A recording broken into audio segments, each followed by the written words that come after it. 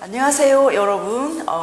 여러분들과 함께 준4급 강의를 맡게 될 정민채 선생님입니다. 자, 우리가 준4급과 4급은 과정 자체가 중학교 1학년에서 3학년 과정이기 때문에 교과서 어휘들에 대한 중점을 굉장히 중요하게 생각하고 제가 강의를 시작할 텐데요. 선생님의 이름을 먼저 한번 잠깐 살펴보도록 하면, 한자는 우리가 퍼즐처럼 2개 이상의 글자들이 모여서 이루어져서 만들어진 글자이기 때문에 여러 개의 글자들이 어떻게 쪼개지는지 한번 선생님의 이름을 가지고 간략하게 이해를 하고 강의를 시작하도록 할게요. 자, 선생님의 이름은 나라 이름 정자이죠. 자, 나라 이름 정자인데요. 오른쪽에 있는 부수가 바로 고을이라고 하는 고을읍자의 부수가 됩니다. 자, 한자는 부수를 꼭 중요하게 여겨서 부수를 머릿속에 기억하면서 외우는 것이 가장 첫 번째 키포인트인데요. 자, 선생님의 이름에 고을이기 때문에 오늘날 얘기하면 마을이란 뜻이죠. 마을. 자, 왼쪽에 있는 글자는 제사를 지낸다라는 뜻이 되겠죠. 제사를 지내다. 그래서 이름과 뜻을 보시면 제사를 지낸다라는 의미에서 제사 지낼 전자가 되겠죠. 자, 그러면 한자를 해석하실 때는 앞쪽에 있는 뜻 부분을 가지고 어원을 찾아가는 것이 중요하죠. 오늘날에 이제 한자를 공부할 때는 10번을 써서 외우고 이렇게 공부하는 것이 아니라, 한자는 다 글자마다 이야기가 있기 때문에 친구들이 공부할 때는 반드시 그 글자가 왜 생겼는지를 먼저 생각을 하고 머릿속에 외우는 것이 가장 좋은 방법이 되겠습니다. 자, 보시면 자, 제사를 지낼 때 고을마다 제사를 지내게 되겠죠. 지금은 우리가 제사라는 개념이 우리가 선조들에게만 제사를 지내고 형제들끼리 모여서 제사를 지내게 되겠지만, 과거에는 비가 안 오면 기우제를 지내게 되고, 그 다음에 농경지 사회였기 때문에 농사를 잘 되게 곡식을 수확을 많이 하게 하기 위해서 제사를 많이 지냈죠. 그렇기 때문에 우리가 역사 속에서 보면 재정일치 사회라는 말 들어보셨죠? 제사와 정치는 하나의 일치가 되는 그런 사회에서 우리가 살았기 때문에 바로 이런 글자가 만들어지게 된 거죠. 자, 제사를 지낼 때 고을에서 어떻게 해야 될까요? 모든 음식들을 차려놓고 정중하게 지낸다라는 의미에서 정중할 정자가 된 거죠. 그러면 왜 선생님의 이름에 성씨로 쓰였을까요? 나라 이름 정자에 성씨 정자라고 해서 이런 글자들은 우리가 전주문자라고 합니다. 우리가 사람이 태어나면 이름이 있고 별명이 있는 것처럼 한자도 태어나는 순간 이름이 주어지지만 또 다른 별명이 생겨서 다른 이름으로도 쓰이게 된다라는 게 핵심적인 거죠. 그래서 한자 하나의 모양에 여러 가지의 뜻과 의미 생기는 것이 바로 이런 이유이기 때문에 그런 것이다 라고 생각을 하시고, 자, 두 번째 있는 글자는 보시면 앞에가 돌석자이죠. 그 다음에 옆에 있는 글자가 그럴문자이죠. 자, 돌은 단단하고 튼튼하기 때문에 글을 읽힐 때 돌처럼 꽉 채우라는 의미에서 이 글자는 바로 뭐냐면 옥돌민자가 되죠. 자, 우리 모든 옥이라고 하는 건 돌에서 출발을 해서 바로 가꾸어서 다듬어져서 나중에 옥이 되는 거기 때문에 바로 옥돌민자가 되고요. 자, 옆에 있는 비단체자 같은 경우에는 비단이라고 하는 모든 부수들은 어떤 부수가 들어가냐면 실사자가 들어가죠. 그렇기 때문에 실사자가 들어가는 부수가 나오면 비단이거나 섬유이거나 옷이거나 그런 천과 관련되어 있는 모든 글자는 실사자가 들어가는구나 라고 머릿속에 생각을 하시고 공부를 하시면 되겠죠. 자, 오른쪽에 있는 글자는 딸체자이죠. 딸체. 우리가 아들, 딸에 딴다란 뜻이 아니고 나무 위에 있는 나무의 잎사귀나 열매를 딴다란 뜻이죠. 그렇기 때문에 캐다라는 뜻에서 캘체자라고도 하죠. 그래서 비단을 만들기 위해서 나무 위에 있는 뭔가 열매나 잎사귀를 따서 염색을 하는, 가공하는 글자가 바로 이 비단체자이죠. 그래서 이 비단이라고 하는 건 천에다 아름답게 수놓은 것을 비단이라고 하죠. 그래서 이름을 보니까 글 공부도 많이 해야 되겠죠. 그 다음에 비단처럼 아름다운 마음도 가져야 되겠죠. 그래서 선생님의 이름은 이런 모양의 형태로 구성이 되어 있다라는 거 그냥 알아두시고, 친구들도 보면 본인들의 이름에 각자 뜻이 들어있기 때문에 이 시간 이후부터 본인들의 이름을 한번 공책에 크게 적어 보시고 아, 나의 이름은 이런 이유가 있구나, 이런 의미가 들어있구나 라는 걸 생각을 염두에 두시면 아마 한자 공부를 하는 데 있어서 더욱더 재밌게 되지 않을까라는 생각이 듭니다. 자, 선생님과 함께 배우는 첫 번째 강의를 시작하기 전에 꼭 필요한 부분이 있죠. 자, 이 교재는 책은 어떻게 구성이 되어 있을까? 먼저 우리가 모든 공부를 시작할 때 중요한 건 바로 교재의 구성이죠. 자, 교재의 구성을 살펴보게 되면 1과에서 5과까지가 구성이 되어 있는데요. 자, 준4급에 우리가 배우는 교재는 선정한자 500단어와 그 다음에 교과서 한자어에서 등장하는 200단어를 같이 공부하게 될 겁니다. 자, 그러면 총 700단어를 우리가 준4급을 배우면서 마무리를 짓게 되겠다는 얘기겠죠. 자, 그 다음에 구성의 1과에서 우리가 자연과 수학과 함께 그 다음에 환경과 연결되는 한자를 배울 거예요. 그 다음에 두 번째는 언어의 세계라고 해서 국어와 관련되어 있는 한자를 공부하게 되겠죠. 말씀 원자라던가 뭐 이런 글자들이 거의 언어의 세계에 나온다라고 생각하시면 되겠죠. 자, 그 다음에 세 번째는 사회와 관련되어 있는 것, 그 다음에 정치와 관련되어 있는 한자, 그 다음에 경제와 관련되어 있는 한자를 배우게 되겠고, 그 다음에 사과에 들어가서는 우리가 역사와 지리에 대한 한자어를 공부하게 되겠죠. 그 다음에 5과에 들어가면 가장 중요한 핵심적인 나와 우리라고 하는 공동체에 대한 한자어를 배우게 되는 바로 과목이 되겠습니다. 자, 그러면 1과에서 5과까지 이렇게 구성이 되어 있는데요. 우리가 이제 선정 한자를 볼 때, 외울 때 외워야 된다라고 표현해야 되겠죠. 자, 한자는 선생님이 생각하기에는 외국어 같아요. 우리가 영어나 독일어나 우리가 외국어를 접할 때 처음에 받아들이는 건 굉장히 힘들죠. 낯설고. 한자는 그렇지만 외국어라고 생각을 하되 우리의 문화 속에 깊숙하게 들어와 있는 바로 언어이다라고 생각을 하시고 공부를 하시면 더 재밌게 공부를 하게 될 것 같습니다. 자, 보시면 자, 공부를 할 때 한자는 어떻게 공부를 해야 될까요? 자, 첫 번째는 우리가 부수를 정확하게 볼 것, 그 다음에 두 번째는 한자는 그림 문자로 받아들여서 머릿속에 인지를 할 것, 그 다음에 세 번째는 어떻게 해야 될까요? 한자가 왜 이 글자가 생겼는지, 이 시대에 이런 글자가 생길 수밖에 없었겠구나 라는 어떤 물음표의 과정을 거쳐야 된다는 거죠. 그래서 한자의 어원을 해석하는 게 중요하겠죠. 네, 한자는 왜 만들어졌을까? 그래서 어원 한자 해석하는 것이 바로 키포인트가 되겠죠. 그래서 저랑 공부를 같이 하면서 부수는 꼭 알아야 되죠. 왜냐고요? 부수는 우리가 한자에서 주인공 역할을 하고 있기 때문에 그렇다라는 거죠. 자, 예를 들어서 사람 인자와 나무 목자가 결합이 된다고 하면 한자는 우리가 모든 글자들이 여러 개의 글자가 결합이 되어서 이루어진 글자들이기 때문에 사람이 부수가 되겠죠. 부수는 주인공 역할을 하기 때문에 주인공은 어떤 역할을 하냐면 뜻부분을 담당하고 있는 것이 주인공이죠. 그러면 쉬다라는 의미에서 쉴류자에서 앞쪽에 있는 여기 부분이 뜻부분이 되겠고 여기에 오른쪽에 있는 부분이 소리를 내는 부분의 부분이 되겠죠. 그러면 쉬다라는 의미의 뜻부분에 여기를 담당하고 있는 부분이 바로 여기에 부수가 하는 역할이기 때문에 사람이 쉬고 있는 거죠. 어디에서요? 나무에서.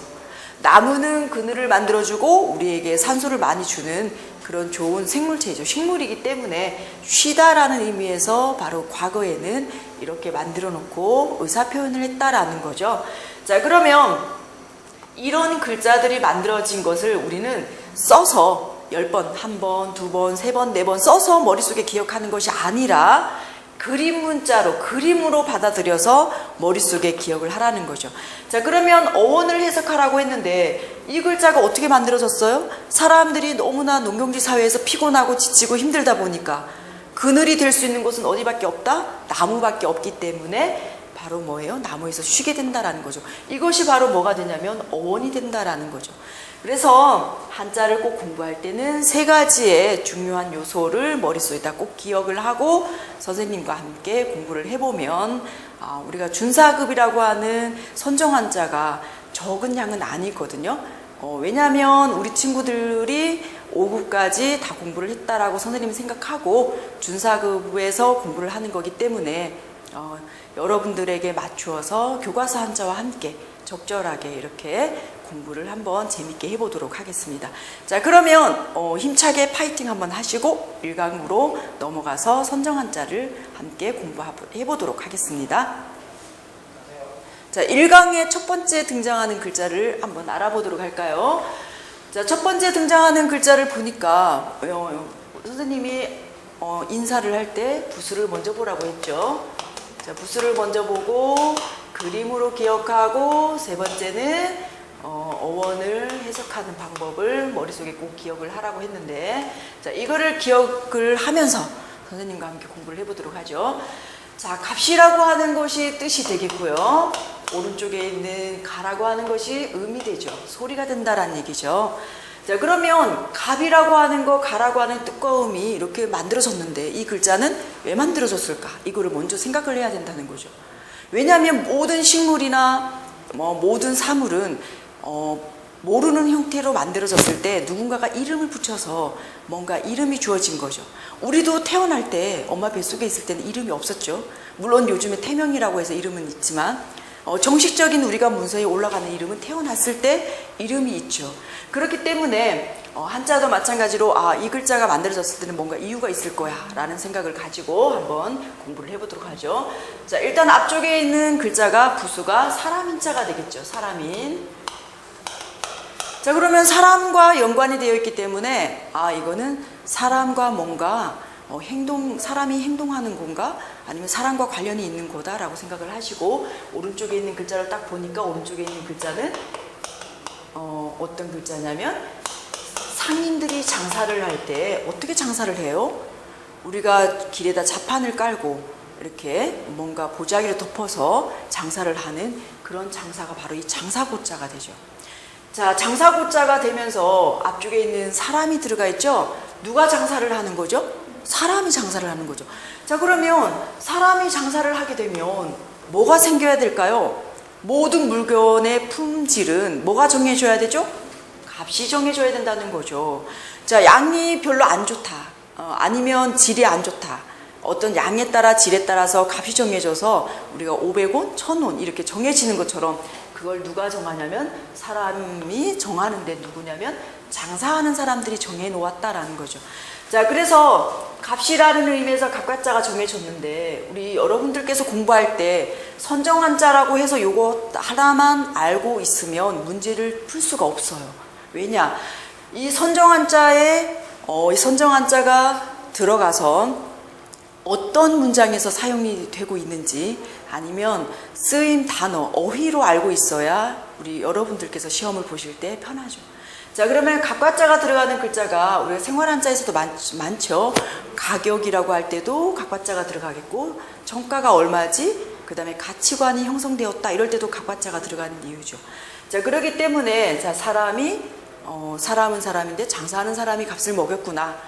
그래서 머릿속에다가 값이라고 하는 건 얼마인지는 모르지만 장사하는 사람들이 값을 매긴 거야. 서로 의사소통이기 때문에 이것도 장사하는 사람들끼리 자, 그래서 생긴 거구나 라고 생각을 하시고 공부를 하시면 되고요. 자, 다음 글자를 한번 볼까요? 다음 글자는 더할 가차예요. 앞쪽에 있는 뜻 부분은 더하다라는 뜻이죠. 더하다라는 뜻은 있는 거에 뭔가 보태지는 거죠. 그렇죠? 그 다음에 옆에 있는 건 가는 소리를 나타내는 부분이 되겠죠. 자, 보시면 힘력자가 부수인데요. 입구자가 들어가 있고 앞쪽에는 힘력자가 들어가서 입으로 말하는데 힘을 더 보태준다라는 뜻이죠. 이거는 어떤 의미에서 생긴 글자냐면 과거에는 농경지 사회라고 얘기했기 때문에 농사를 지을 때 너무 피곤하고 힘이 들죠. 우리도 괴롭고 힘들면 뭘 하나요? 노래를 하게 되죠. 노래. 과거에도 농사를 짓다 보면 너무 힘들어서 노래를 부르게 되죠. 요즘에 뭐 경기도 민요, 강원도 민요가 있는 것처럼 그런 민요들이 바로 뭐냐면 농경지 사회에서 농부들이 힘들었을 때 불렀던 노래가 바로 민요로 재탄생이 된 거죠. 모내기를 하거나 그럴 때도 단체 생활이었기 때문에 같이 함께 일을 하면서 바로 그 힘을 보탰던 것이 바로 노래였다라는 거죠. 그래서 앞에 힘력자에다가 오른쪽에 입구자가 들어가서 바로 입으로 모든 노래를 할 때 힘이 되었다라는 뜻에서 이 글자가 더할가자이죠. 자, 그러면 더할가자 하나만 알면 될까요? 안 되겠죠. 시험에는 반대어를 묻는 문제도 나오죠. 반대는 상반되는 거기 때문에. 자, 반대어 묻는 문제는 덜어낸다라는 의미에서 덜감자가 바로 반대어가 되겠죠. 감소하다, 감량하다, 체중 감량. 앞쪽에 있는 거는 보태는 거기 때문에 증가하다. 그 다음에 어디에 참가하다. 이럴 때 쓰이는 글자가 바로 이 글자가 되겠죠. 자, 이 글자 이제 이해하셨죠? 농경지 사회였다. 입으로 민요를, 노래를 부르면서 힘을 보태어서 바로 힘든 그 농사도 거뜬없이 해냈다라는 의미에서 만들어진 글자가 바로 더할가자가 되겠죠. 자, 그 다음에 밑에 있는 글자는 뿔각자이죠. 뿔각자는 우리가 제부수입니다. 제부수. 자, 제부수라고 하는 것은 모두 제자를 쓰죠. 모두 자기 글자가 온몸이 모두가 부수가 된다라는 뜻이죠. 부수 214자 안에 뿔각자가 들어가 있죠. 자, 보시면 뿔이라고 하는 건 일단 뾰족하다라는 뜻이죠. 그래서 우리가 생활에서 모든 생활에서 뾰족하게 생긴 것은 다 뭐가 붙을까요? 각이 붙어요. 각목. 나무 목자를 써서 뾰족하게 생긴 것은 각목. 뾰족하게 나무가 생긴 각목. 그 다음에 수학에서 보면 뾰족하게 생긴 요 부분을 바로 뭐라고 얘기해요? 직각이라고 얘기하죠. 그렇죠? 그래서 이렇게 뾰족하게 생긴 부분을 우리가 바로 뿔이라고 한다라는 거죠. 자, 이 뿔각자는 짐승의 소의 뿔에서 유래가 된 글자가 바로 이 뿔각자이죠. 자, 선생님이 그림은 잘 못 그리지만 우리 여러분들에게 이해를 돕기 위해서 한번 뿔각자 그림을 한번 그려보도록 할게요. 자, 소의 뿔이 이렇게 생겼으면 소의 뿔의 형태를 이렇게 그림으로 그리고 중간에 뿔에 나 있는 약간의 형태의 금이 간 모양 형태를 딱 떼어서 만들어진 글자가 바로 뭐냐면 뿔각자의 형태고 이렇게 만들어진 글자이죠. 자, 한자는 우리가 부호 글자이기 때문에 여러분들이 알기 쉽게 선생님이 얘기하면 바로 쫄라맨의 형태로 만들어진 글자가 한자다. 이렇게 생각을 하고 보시면 됩니다. 이 글자 또한 소의 뿔을 나타내는 글자이긴 하지만 뿔의 모양 형태를 다 그릴 수는 없죠. 왜냐하면 그 뿔이라고 하는 거의 모양을 일일이 다른 사람을 만났을 때 아, 뿔은 이렇더라 이렇게 그림으로 그릴 수 없기 때문에 부호로 최대한 간소하게 만들어서 의사소통을 하기 위해서 만들어진 것이 한자이기 때문에 바로 이 뿔각자의 모양도 간략하게 이렇게 줄여서 그림으로 만들어 놓은 것이 바로 이 뿔각자이다라는 거죠. 자, 그래서 뿔각자는 제부수이고 아, 이렇게 만들어졌구나. 자, 그리고 가장 중요한 것이 선생님이 좀 늦게 얘기한 부분이 있는데요. 한자를 쓸 때 필순에 중요하게 생각을 하는 것이 왜 그러냐면 이 필순이라고 하는 것은 부필자의 순자는 따를 순자이죠. 순서라는 뜻이죠. 붓이 가는 대로 따라서 쓰는 건데 그 순서가 정해져 있다라는 거죠. 자, 예를 들어서 위에서 아래로부터 써야 되겠죠. 위에 먼저 쓰고 아래로 밑에 써야 되겠고 그 다음에 왼쪽에서 오른쪽으로 써야 되겠죠. 순서가 한자를 잘 쓰는 방법은 자, 왼쪽에 먼저 쓰고 오른쪽에 쓰고 그 다음에 테두리가 있는 글자는 이렇게 테두리가 있는 글자는 테두리 위에를 먼저 그림으로 그린 다음에 안에 글자를 쓰고 마지막에 문을 닫아주는 것이 원칙이죠. 이런 순서대로 글자를 쓰게 되다 보면은 굳이 뭐 딱딱딱 따지지 않더라도 글자의 모양이 예쁘게 만들어지죠. 예쁘게 써지죠. 그래서 이런 필순에 이런 방법도 중요하게 염두를 하고 한자를 쓰시는 게 가장 예쁘게 써지는 방법이다라는 거죠. 그래서 과거에는 이 쓰는 순서를 굉장히 중요하게 여겼는데요. 오늘날에는 우리가 왼손잡이도 있죠. 과거에는 오른손잡이만 있었기 때문에 이 쓰는 순서를 굉장히 중요하게 여겼어요. 그런데 오늘날에는 뭐 왼손잡이도 있고 왼손 오른손 자유자재로 쓰는 친구들도 있기 때문에 필순에다 그렇게 많이 중점을 두지 않고 다만 기본적인 규칙만 지켜서 공부를 하면 되겠습니다. 자, 그 다음 글자를 보게 될까요? 자, 그 다음 글자는 달감자의 글자이죠. 달감자의 글자도 또한 제부수이죠. 자, 우리가 달콤하다라는 얘기는 뭘까요? 혀에다가 뭔가 음식을 먹을 때 사탕 같은 것을 물고 있는 모양 형태가 바로 달감자이죠. 자, 선생님이 혀를 이렇게 그렸어요. 자, 혀를 그린 모양 형태에서 사탕 같은 모양 형태를 안에다가 물고 있는 모양 형태가 바로 이 달감자인데요. 한자는 동그라미 형태의 글자가 없고 모든 글자들을 네모로 만들어서 기록을 했기 때문에 한자를 사각문자라고도 우리가 표현을 하죠. 자, 예를 들면 한 사람의 눈은 동그랗죠. 타원형이죠. 그런데 어떻게 그려요? 눈목자를 이렇게 세워서 눕혀서 이렇게 그리죠. 왜냐하면 네모로 만들어서 정형화시켜서 기록을 했기 때문에 마찬가지로 혀도 둥근 모양이지만 네모로 그림으로 부호로 나타내어서 안에 사탕을 물고 있는 그림의 형태를 어떻게 써요? 이렇게 하늘자 선을 넣어서 부호로 바로 표시를 했다라고 생각을 하시면 되죠. 자, 그래서 달콤하다라는 얘기는 혀에다가 계속 물고 있는 사탕 같은 그런 음식이다라고 생각을 하시고, 이 글자가 들어가서 사용이 되는 글자는 뭘까요? 감언이설, 감초 이럴 때 쓰이는 글자가 되겠죠. 자, 그 다음 글자를 보시면 낫게자이죠. 자, 낫이라고 하는데 왜 사람이 부수가 됐을까요? 옛날에는 사람도 한 개, 두 개 세웠다고 합니다. 사람도 한 개, 두 개. 원래는 사람을 세는 글자가 아니고 대나무를 세는 글자로 만들어졌는데 이것도 낫게자이죠. 위에 대나무 죽자 부수가 들어가 있는 글자도 낫게자예요.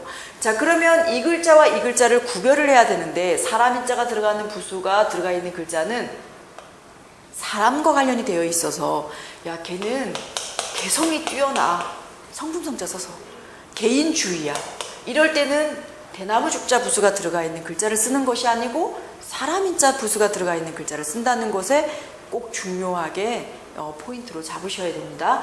자, 여기에서 대나무 죽자가 들어가 있는 건 낫겠자 한 개, 두 개. 야, 이 개수를 세어봐. 이럴 때는 대나무 죽자 들어가 있는 글자를 쓰겠죠. 왜냐하면 사물이기 때문에. 자, 그래서 여기에 대나무 죽자는 사물을 세는 바로 그런 글자이고, 사람 인자 부수가 들어가 있는 글자는 바로 사람에 관련되어 있는 글자이기 때문에 바로 개성시대, 개인주의 이럴 때 쓰이는 글자이다라는 거죠. 자, 오른쪽에 있는 글자는 구들고자이죠. 굳다란 얘기는 움직이지 않고 변하지 않는다라는 뜻이죠. 사람은 다 개체가 어떻게 될까요? 다 자기만의 고유한 성격이 있죠. 그래서 오른쪽에 어떤 글자를 넣었어요? 구들고자를 넣었어요. 단단할 고자, 구들고자. 그래서 우리가 개성, 개인주의 이럴 때 쓰이는 글자이죠.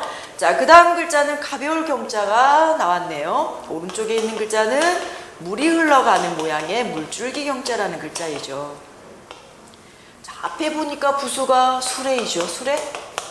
자, 수레는 수레인데 물줄기처럼 가볍게 흘러가는 수레라는 뜻이죠. 물이라고 하는 건 굉장히 무게로 봤을 때 가볍죠.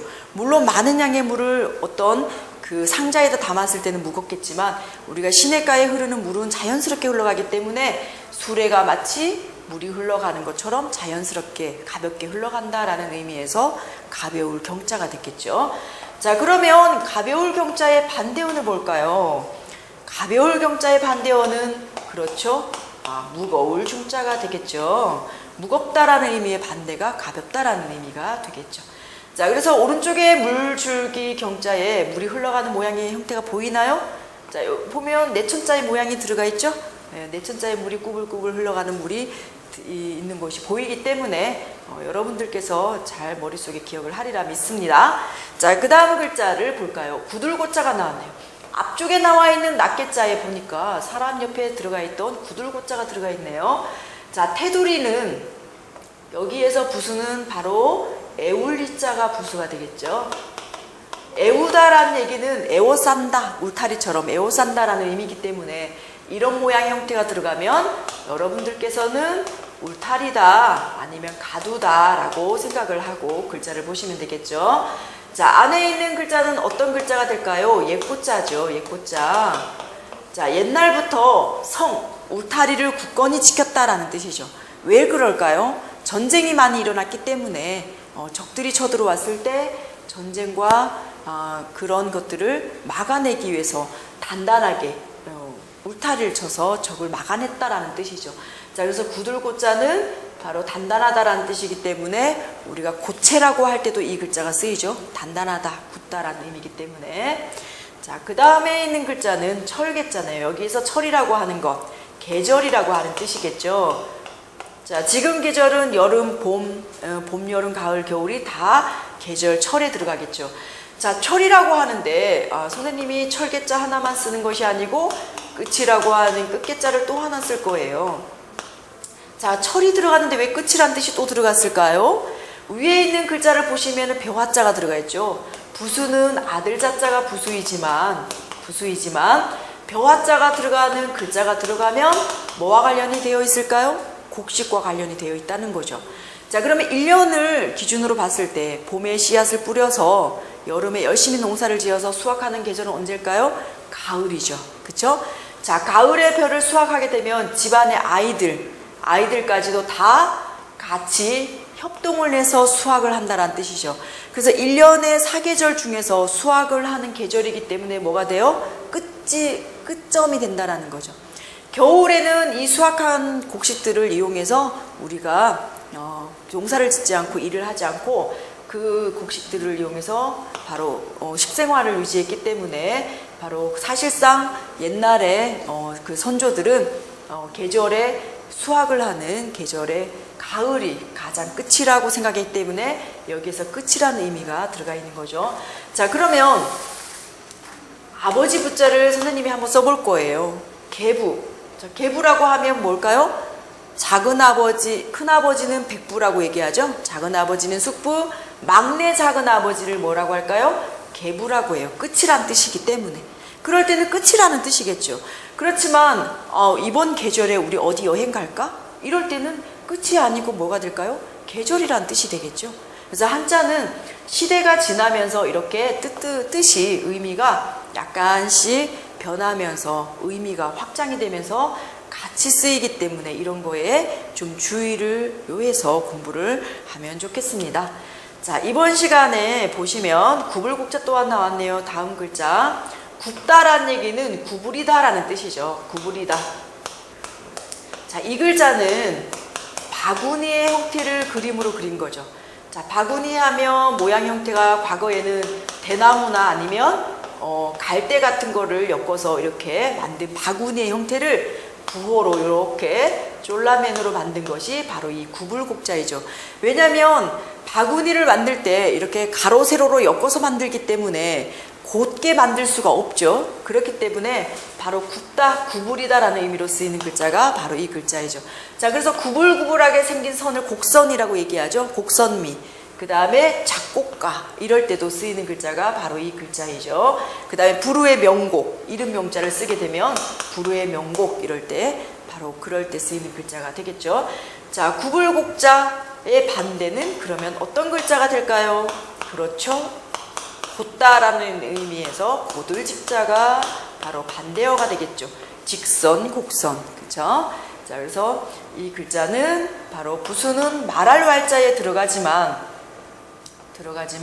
바구니의 형태를 그대로 상용한 글자가 되겠다라는 거 꼭 기억을 해 두시고요.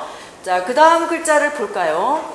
자, 그 다음 글자의 형태는 보시면 매길과자이네요. 자, 오른쪽에 있는 글자가 열매를 나타내는 글자이죠. 열매과 또는 과실과자라고 하고 또는 결과를 나타내기 때문에 결과과자라고 합니다. 왜냐하면 열매라고 하는 건 잎사귀에서 다 이제 지고 난 다음에 열매가 마지막에 열기 때문에 열매는 바로 결과를 나타내게 되죠. 자, 나무에 열매가 열린 모양이고 부수는 앞에 말씀원자이죠. 자, 말로 열매가 다 열리게 되면 열매를 따다가 뭘 해요? 값을 매기고 뭔가 부여한다라는 뜻이죠. 그래서 매긴다라는 의미로 쓰이는 글자가 바로 이 글자이죠. 자, 이 글자가 들어가서 우리가 많이 쓰이는 글자는 과제. 숙제를 선생님이 여기까지 해와라. 매겨주는 거죠. 진도 범위를. 그러면 우리가 과제를 하게 됩니다. 그럴 때 쓰이는 글자가 바로 이 글자가 되죠. 자, 부수는 말씀 원자 부수고 오른쪽에 있는 글자는 열매의 과실을 나타내는 거구나 라고 생각을 하시고 공부를 하시면 되겠죠. 자, 그 다음 글자는 우리 여러분들께서 가장 많이 봤을 글자예요. 우리가 본 글자들을 한번 떼어보면 자, 매산자가 들어가 있네요. 매산자가 이 글자에서는 뭐가 될까요? 주인공의 역할을 해서 부수가 되겠죠. 자, 나머지 매산자를 빼고 나니까 어떤 글자가 남냐면 어떤 글자가 남게 되죠? 이런 모양 형태가 글자가 남게 되는데 이런 모양 형태는 여러분들이 많이 봤을 글자의 바로 세조자의 생략형이 되겠죠. 자, 한자는 여러 개의 글자가 결합이 되다 보면 이 글자 밑에 매산자를 넣게 되면 너무나 글자의 길이가 길어지면서 기록하기가 힘들어지기 때문에 이런 글자들의 모양의 형태를 안에 이 새 꼬리털, 깃털을 살짝 생략을 하고 산자를 밑으로 넣어서 이렇게 간략하게 만든 거죠. 자, 그래서 여기에서 말하는 이 새는 우리가 꼬리가 긴 새를 나타내죠. 꼬리가 긴 새가 산에 가서 머물다가 잠깐 휴식을 취하는 어디냐면 섬이라는 거죠. 여기에서 새라고 하는 것은 바로 뭐냐면 철 따라 이동하는 철새를 나타내겠죠. 자, 철새들 보면은 독도나 뭐 울릉도, 완도 이런 데 보면 철새들이 이렇게 계절에 따라서 이동하면서 섬에서 많이 머무르게 되는 이유가 바로 그런 이유 때문에 그런 거죠.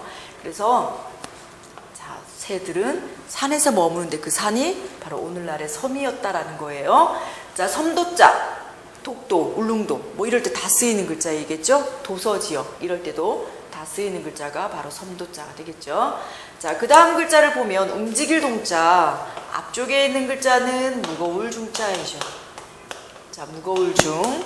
오른쪽에 있는 글자가 부수를 나타내는 바로 힘력자가 되겠죠. 자, 무거운 물체가 있기 때문에 어떻게 될까요? 힘으로 움직여서 이동시킨다라는 뜻이죠. 자, 여러분들이 한번 생각을 해보세요. 머릿속에 무거운 뭔가 돌이 있어요. 예를 들어서 돌이 있으면 힘을 가해야지만 무거운 물건을 움직일 수 있죠. 이동할 수가 있겠죠. 그래서 여기의 뜻 자체가 움직이다라는 뜻이 되겠죠. 자, 그래서 앞쪽에 있는 무거울 중자 같은 경우에는 사람이 등에다가 짐을 잔뜩 메고 있는 모양의 형태의 바로 부호의 쫄라맨이죠. 그래서 무겁다라는 뜻이고, 오른쪽에 힘력자 같은 경우에는 사람이 힘을 쓸 때 근력이 이렇게 울퉁불퉁 근육이 있는 그런 모양 형태를 바로 본뜬 글자가 힘력자가 되겠죠. 그래서 움직인다라는 의미에서 우리가 움직이는 모든 글자에는 이 글자가 들어가게 되죠. 운동하다, 자동차, 힘으로 움직이게 되는 거죠. 자, 운동, 자동차 이럴 때 쓰이는 글자가 바로 이 글자가 되겠죠. 자, 다음 글자를 선생님과 함께 또 볼까요? 자, 위에 있는 글자는 불초자가 바로 부수가 되겠죠. 부수가 풀초자가 되고요. 자, 밑에 있는 글자는 물리름낙자라는 글자이죠. 자, 중국은 강물이 너무 많아요. 우리나라도 그렇지만 중국에는 물이름, 강이름이 너무 많기 때문에 셀 수 없는 강들이 많기 때문에 앞쪽에 물숫자에다가 각각 각자를 결합을 시켜서 어떤 물인지는 모르지만 고울에 흘러가는 물이다라는 거죠. 자, 물 위에 뭐가 떨어져 있냐면 풀이 떨어져 있는 모습이죠. 잔잔한 물이 이렇게 있으면 나뭇잎이 이렇게 떨어져서 이렇게 흘러가는 모양의 형태가 바로 이 그림이죠. 그래서 떨어질 낙자. 자, 떨어질 낙자가 들어가서 우리가 쓰이는 단어는 어떤 글자가 될까요? 위에서 아래로 떨어지는 건 다 떨어진다라는 의미가 들어가겠죠? 자, 그래서 꽃화자를 쓰게 되면 꽃이 떨어져요. 낙화라고 얘기하죠. 그 다음에 낙하산, 그 다음에 뭐 낙심. 마음이 갑자기 뚝 떨어졌다 그러면 낙심하다 이럴 때 쓰이는 글자가 바로 떨어질 낙자가 되겠죠. 자, 풀초자 부수가 들어가면 다 뭐와 관련되어 있을까요? 식물과 관련이 되어 있구나. 화초, 꽃과 풀과 관련이 되어 있는 모든 그 한자의 글자에는 풀초자가 부수가 들어간다라는 거 기억을 해두시고, 자, 그 다음에 글자를 보실까요? 자, 그 다음 글자를 보니까 일단 뜻 부분을 잘 볼까요? 뜻 부분의 형태가 차갑다라는 뜻이죠. 차갑다. 차갑다라는 얘기는 우리 여러분들 한번 생각해 보세요. 사람도 차가우면 뭐예요? 냉정하다라고 얘기하죠. 그렇죠? 우리가 여름철에 먹는 차가운 면은 냉면이라고 얘기하죠. 그래서 앞쪽에 있는 부수가 이름이 뭐냐면 얼음빙자라고 하는 부수죠. 자, 우리가 물숫자는 선을 3개를 찍죠. 선을 3개를 찍어서 물숫자 그림으로 표현을 하지만 여기에서 점을 하나 지워서 얼음은 물이 얼은 거기 때문에 온도가 낮아지면서 얼었기 때문에 선을 하나 지우면서 바로 차가운 얼음으로 표현을 하게 됐다라는 거죠. 그래서 앞쪽에는 얼음빙자에다 오른쪽에 있는 글자는 명령영자가 되겠죠. 자, 누가 나에게 이거 해라 저거 해라 명령을 하게 되면 뭐예요? 내 마음은 얼음처럼 차가워져요. 그렇죠? 그렇기 때문에 차갑다라는 의미로 쓰이는 글자가 바로 이 찰렘자이죠. 자, 그래서 우리가 냉동실, 냉장실 이럴 때 쓰이는 글자가 바로 이 글자이죠. 자, 오른쪽에 있는 명령할 영자 같은 경우에는 사람이 무릎을 꿇고 있는 모양이죠. 위에는 사람이 보이죠? 자, 밑에 있는 모양 형태가 무릎을 꿇고 있는 모양이죠. 이렇게 사람이 무릎을 꿇고 있는 모양이기 때문에 사람이 명령을 내리게 되면 무릎을 꿇고 군사들이 윗사람의 명령을 받들고 있는 모양의 형태가 명령영자이기 때문에 앞쪽에 있는 얼음빙자 부수를 만나면서 어떤 뜻으로 만들어졌다고요? 차갑다라는 뜻으로 만들어졌다라는 거 기억을 해두시고, 자, 이번 시간에는 1강에서 우리가 한자 이렇게 14자 정도를 공부했는데요. 한 강 한 강마다 우리가 14자 정도를 공부하게 될 거예요. 자, 그러면 선생님과 같이 공부한 내용들을 머릿속에다가 이 글자가 어떻게 만들어졌는지 잘 기억을 하면서 외우면 그렇게 어렵진 않을 거라는 생각이 듭니다. 자, 이번 시간 여기까지 하고 다음 2강에서 만나 뵙도록 하죠.